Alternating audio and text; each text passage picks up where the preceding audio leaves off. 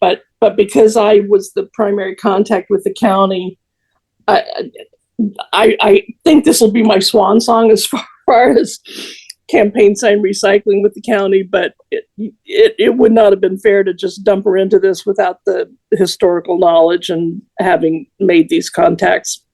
Okay, Katerina and I, we can probably set up. We can ask the SemDems office if they can collect, or we can use the office as a sign collection site. And if anybody wants to drop off their signs that they're no longer using, they can drop them off there. We stay close enough, to Longwood to where we can go over to the office on maybe every other day and pick up signs, and we can eventually take them to the central transfer station, which we stay 10 minutes from. So I think that's we can manage to do, and we'll promote it online. Well, one thing I shared it with the head of the Republican Party, the Secretary Treasurer, Steve Collins, his name is, and he thought it was a good idea. So I exchanged the information, just gave him the transfer station, and hopefully they'll pitch in. That's great, because that's what we need.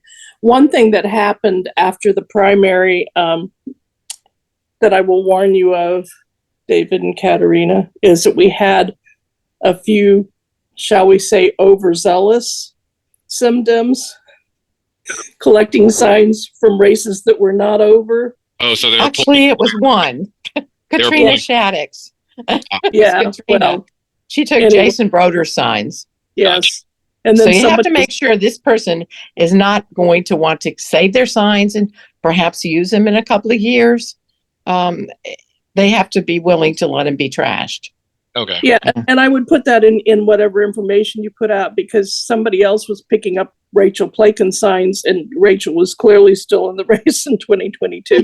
So I think, we have to be careful, but you can't control everything, unfortunately. Okay, yeah, we'll make sure of that. In a typical scenario where recycling isn't going on, who is responsible for picking up? Is every candidate supposed to pick up their own? Yes, but that doesn't necessarily happen. And the county is going to be contacting all of the code enforcement people to try not to miss out on stuff that code enforcement's picked up. Aren't they fined? I don't know. It's up to the individual municipality, and even the rules are not always the same for how quickly signs have to be picked up. In some cities, it's 3 days after the election. Sometimes it's 10 days. I think the state law is either 10 days or 2 weeks. So, it's not 100% clear cut. But yes, the candidate could be picking up their signs, but I don't know that necessarily happens. They send you a novel about the rules, but damned if anybody's going to read it. Yeah, I think that's the case. Okay. Okay, so we have an action item, Katerina. We'll hit up or talk to the board and just get some approval to collect signs at the office, as long as we pick them up. Okay, yeah. I took a bunch of notes that I can barely read, but it's there. And Katerina, if there's something that I missed or that you think of later, just let me know. Sure, absolutely, I will. But yeah, for now, we can definitely build off of this and get the word out. David's the social media guy too, so we can maybe start to, well, maybe before we post on social media, we need to kind of touch base with certain candidates and see what's going to be pulled. So we'll talk afterwards so that we don't get in the weeds here. Okay. Can we move on to number 4? David, are you ready for the update for the rule boundary? Yeah, so just a quick update, just to recap on what was going on. So for those of y'all that don't know, Seminole County, we run and operate on, or the government runs on sort of a constitution, but they call it a charter. So the county charter pretty much is how the government operates in Seminole County. And there's language in the charter, and every 6 years that language gets reviewed to determine whether any language needs to be modified or amended. So in that charter, there's actually language in there that protects this area of East Seminole County which is like 74,000 acres of East Seminole County, and they designated that the rural area of Seminole County, whereas everything sorry, let me admit Mary Ann, everything west of that rural area is considered the urbanized area of Seminole County. So all of us in the cities and municipalities, we live in the urban area, whereas the rural area are places like Chuliota, Geneva, and a lot of places that are just rural in setting. There are conservation areas out there.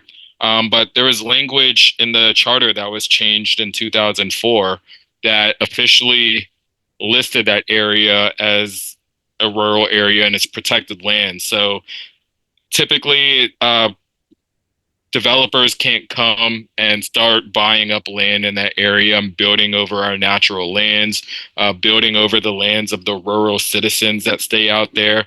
And it's something that's good because as we see today all over Florida, there's a lot of commercial development wherever you go. You always see these new cookie cutter neighborhoods pop up as you're driving down the interstate.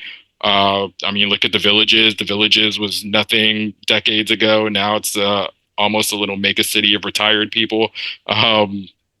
But so this year they reviewed the charter language, and they actually this review committee, they actually approved to possibly change the charter language. So they approved two amendments that would end up on our November ballot. So similar to how we have an amendment to protect abortion, an amendment to legalize recreational marijuana on a state level.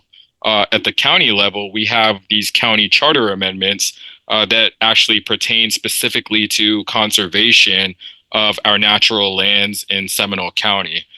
So we have two of them, and the language of ballot, the amendment one, I'm guessing is going to be number one.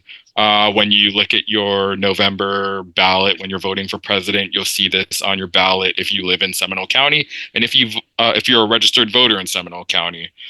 So this one says requiring supermajority vote by county commissioners to transfer or change the use of natural lands.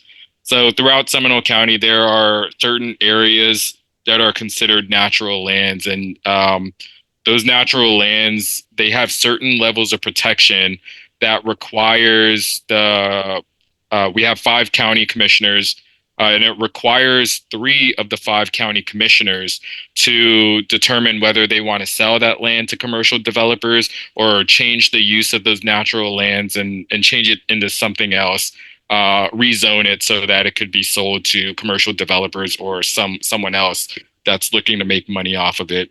So this amendment, what it would do is if over 50% of the voters vote yes on this amendment, it would then require 4 out of 5 county commissioners to approve changing what's designated as natural lands, or taking natural lands and rezoning it into something else. So therefore, we're increasing protection for some of the natural lands in Seminole County. And then there's Amendment 2, which states requiring supermajority vote by county commissioners to remove property from the county's rural area. So the 74,000 plus acres of rural area in East Seminole County, again, it's protected. There are certain zoning rules over there that require or that doesn't allow for apartment buildings to be built or allow high density housing to be built, and that's in the charter. So if at the moment it requires 3 of the 5 county commissioners in order to take land out of that rural area and rezone it so that it could be commercial land and developed into new neighborhoods with apartments everywhere and a Publix down the street and new schools everywhere. And the more we develop out into our natural lands, the more land we're just going to lose, and the less conservation we're going to see. So again,